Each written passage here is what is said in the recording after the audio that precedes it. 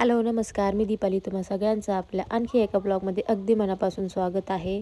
तर इथे आमचे दादा आणि आयुष आले होते.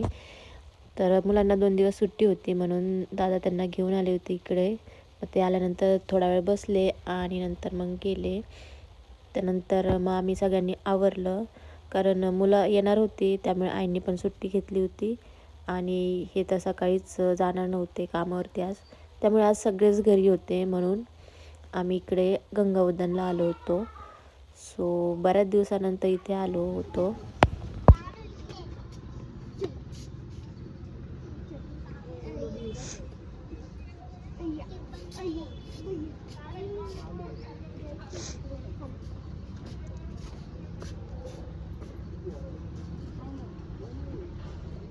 थोडंसं जास्त वेळ बाहेर फिरायला भेटेल म्हणून आम्ही लवकरच दुपारी 3 वाजताच आलो होतो उद्यानात. तेव्हा कोणतेच खेळ चालू नव्हते, ट्रेन वगैरे सगळेच बंद.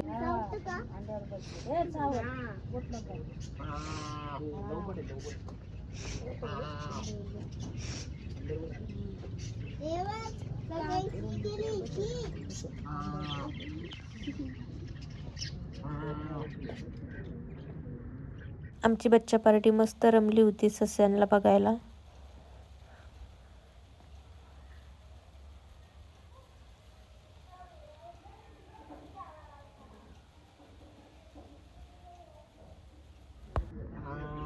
तो ब्लॅक वाली त्याची मार्केट दुसरी आहे तो कशा बसली घरी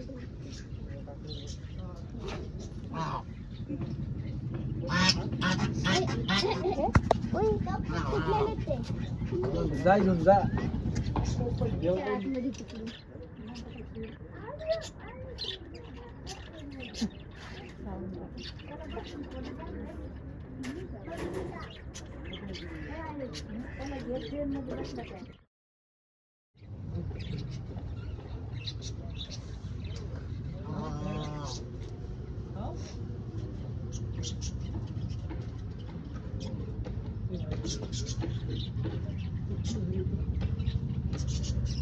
आमची बच्चा पार्टी बंद ट्रेनमध्ये बसून मस्त एन्जॉय करत होती, कारण दुपारची वेळ होती आणि कोणतेच खेळ चालू झाले नव्हते.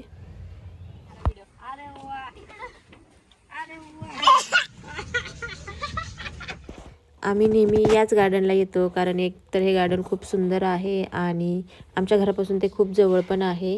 चालत चालत पण आपण येऊ शकतो, कारण एवढ्या सगळ्यांना एका गाडीवर तर जागा होत नाही, डबल चक्कर मारावी लागते. त्यामुळे काही जण चालत येतो आम्ही. आणि इकडं मुलांना खेळायला पण खूप ट्रेन, कार, इलेक्ट्रिक बाईक वगैरे आहे आणि पाठीमागच्या साईडला झोके, घसरगुंडी ते पण खेळ आहेत. त्यामुळे मुलं मस्त एन्जॉय करतात इकडे आल्यानंतर. आणि इतकं छान गवत वगैरे आहे की तिथं आपण निवांत किती पण वेळ बसू शकतो. त्यामुळे आम्ही शक्यतो इथंच येतो. बाकीचं ते महालक्ष्मी उद्यान पण आहे, पण तिथं एवढं खेळणी वगैरे काही नाही आहे, त्यामुळे आम्ही तिकडे काही जास्त जात नाही. ते पण खूप जवळ आहे आमच्या घरापासून. आणि हा बघा, हा आतमधला व्ह्यू आहे गार्डनचा. तर इतका छान आहे, डोळ्यांना असं सगळीकडं ग्रीनरी बघून खूप भारी वाटतं. आणि इथं आता आमच्या राघवला सोडलेलं आहे. अख्खं गार्डन आता तो फिरून येणार एकटाच. आणि आमचा डॅड आता त्याच्याच पाठीमागे होते. इकडं पळून गेला की उगं धडपड व्हायची आणि दुसराच कुटाणा होऊन बसायचा, त्यामुळे ते काय त्याला सोडत नव्हते. तो नुसता इकडून सोडलं की तिकडे पळायचा, तिकडून सोडलं की इकडे पळायचा, असं चाललं होतं त्याचं. तर आमच्या घरं इकडची खूप छोटी छोटी आहेत आणि बाहेर तर न्यायला कोणी नसतं त्याला. त्यामुळे तो कधी असं निवांत बाहेर आला की मग पुरेपूर वापर करतो त्याचा, खेळायचा आनंद घेतो.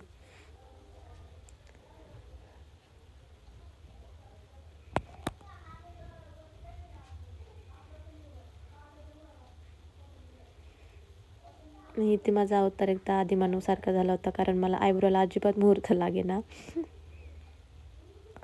त्यानंतर मग आम्ही पाठीमागच्या साईडला आलो इकडे मुलांसाठी खेळायला.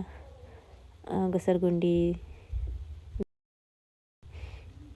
मग ते पाठीमागचे झोके तिथं मोठे पण बसू शकतात, त्यामुळे मग त्यानंतर मग मी पण बसले थोडा वेळ. इकडे बघा आता आमचं खेळायचं चालू होतं घसरगुंडी हे ते, आणि ऋतूचं इथं चाललं होतं मला काहीतरी खायला दे, मला काहीतरी खायला दे. कारण कुठं जायचं म्हटलं की तो घरी अजिबात खात नाही, आणि बाहेर आला की दे ना काहीतरी खायला असं चालू असतं. सो थोडा वेळ बसलो, 1-2 तास तर आम्ही तिथेच होतो जायच्या वेळेस. आणि आता संक्रांत आली आहे, पुढच्याच महिन्यात आहे, त्यामुळे संक्रांती इकडं पाठीमागं फोटोशूट पण चालू होतं. आणि संध्याकाळची वेळ होती, बरेच जण आले होते, फोटोशूट चालू होतं प्रत्येकाचं वेगवेगळं. पाठीमागच्या साईडला मॅटर्निटी फोटोशूट चालू होतं. त्यानंतर मी घरूनच भेळ बनवून आणली होती तिथेच गार्डनमध्ये खायला, कारण बाहेरचं घेतलं की पोट पण भरत नाही आणि ते पुरत पण नाही. त्यामुळे मग घरूनच आपली मस्तपैकी ओली भेळ बनवून आणली होती, मुलांसाठी खाल्ली. आणि मग त्यानंतर मग निघायची वेळ झाली, मग आम्ही जाता जाता थोडंसं आईस्क्रीम पण खाल्लं नाही म्हणून. आणि संध्याकाळचं जेवण झाल्यानंतर त्यांनी परत कुल्फी आणली होती, आणि रात्री त्यांनी मस्त वरती शेकोटी केली होती, कारण थंडी खूप वाढली आहे सध्या. सो असा होता आमचा कालचा अचानक घेतलेला सुट्टीचा दिवस. सो व्हिडिओ आवडला तर नक्की लाईक करा आणि आपल्या चॅनलला सबस्क्राईब करा. बाय.